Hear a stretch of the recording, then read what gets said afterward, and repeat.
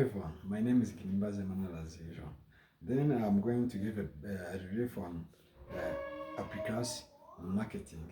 And the first question goes asking the steps of computer analysis. The first step is uh, identifying the company's competitor. This is where you make a research and say who is my competitor in the field that I am persuading in. Then after knowing your competitor is like the determining the competitor's objective. This is where you determine what is my competitor aiming at. Let's say, is he going to produce the same commodities as mine, or how is he going to treat the customers and other things. Then the third one is identifying competitor strategies. This is where you identify how is my competitor then going to produce the commodities as mine. Then how is he going to like find the market? How is he treating the customers and so on? Then the fourth one is assessing competitor strengths and weakness.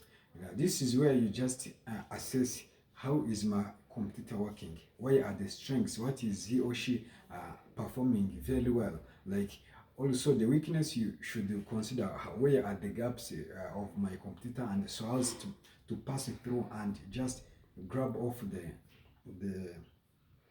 the market for the products or the services. Then the last one, I don't know, the last one, estimating competitors' reaction to patterns.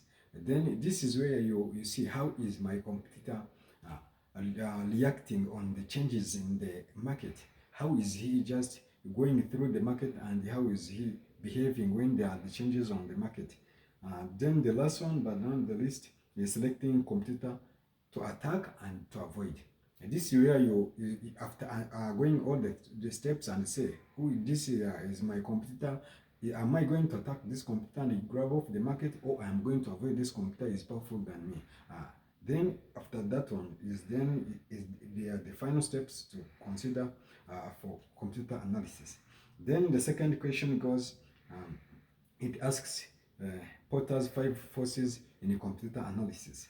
The first one is threat of new entries. This is where you analyze how is the new entries going to be my competitors, and say how am I going then to behave when the new entries come in. Another one is buyer's power.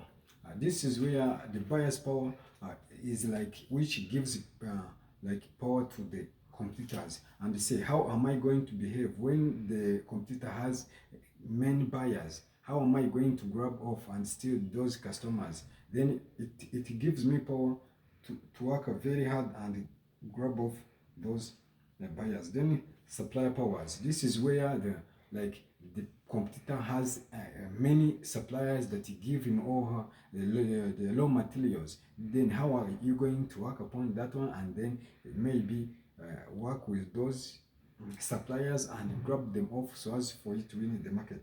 Another one is the threat of subsidiaries. This is where the subsidiaries are like products that work in the same way as the product you produce. And this is where, like in the competition, how are you going to avoid that competitor that produces subsidiary goods as yours? Then is computer relevant. Then the third question is, why should companies balance both competitor orientation and customer orientation to ensure they don't spend more time on a computer and forget customers? Yet they should strive to create value for customers. Okay, for this question, to make it very understandable, it explains how is the competitors going to not to focus on competition and also focus on customers.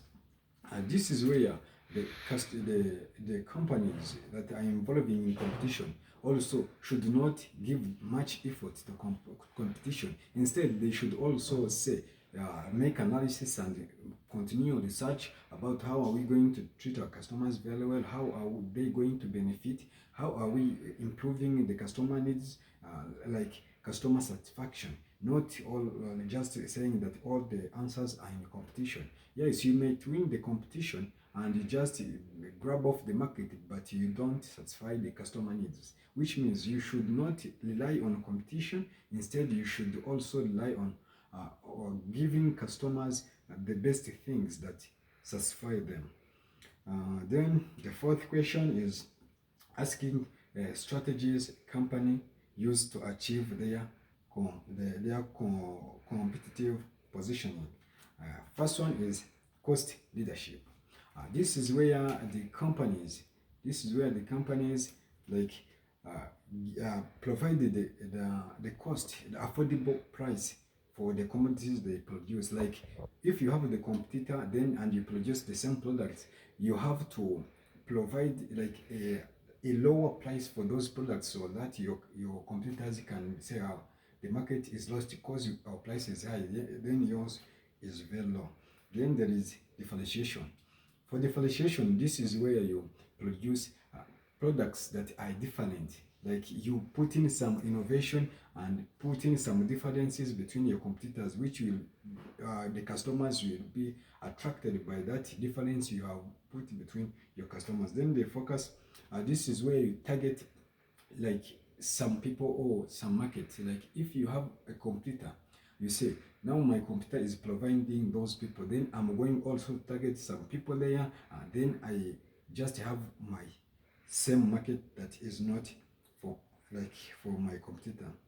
The fifth question is the strategies the company should consider to choose to position itself. Then the first one is market lead. A business must focus on growing its market share and expanding its products and services. That is market lead, which means the business should focus on expanding its working places, like providing branches, putting branches everywhere so as the customers can access the products easily. Then there is market challenge. This is defining the strategic objectives of the competitor. It's like how is the competitor working? What are the aims of the competitor? Why did he or she come in the market aiming at? And study that competitor very well. Then another one is market follower. Then this is competitive pricing. This is where you compete with your competitor, like in pricing, where if the competitor puts low the prices, you put some challenge, and if the competitor is saying that you are taking off the market, he will also change in some prices. Then you just bring some tic-tacs regarding on prices. Then there is identify specific clients. This is where you just say, where are my best clients, and take them and give them your products or services, where you just like delivering them, which means you will challenge your competitor. Then another one is market niche. This is where there is specialization in the industry. You just work things or provide services and products like specialists. This is where people that are in part of production and providing service are specialized in producing those products or services. There is also network and partnership. This is where you may partner or you may merge with other businesses, and then you produce a thing that is better than your competitor. Then when you produce good things that are of high quality, then you are going to grab off the market. Then there is adaptive. Then this adaptive, when you have a business and you say that the environment or the market environment is changing from time to time, then you should aim at being adaptive to any change that may come. Let's say if you are in the agro business, you should adapt. How am I going to behave when the market there are no raw materials? How am I going to be in that position? Then you just consider then how you are going to handle every situation the company is going on. This was the belief in marketing. Then thank you for watching.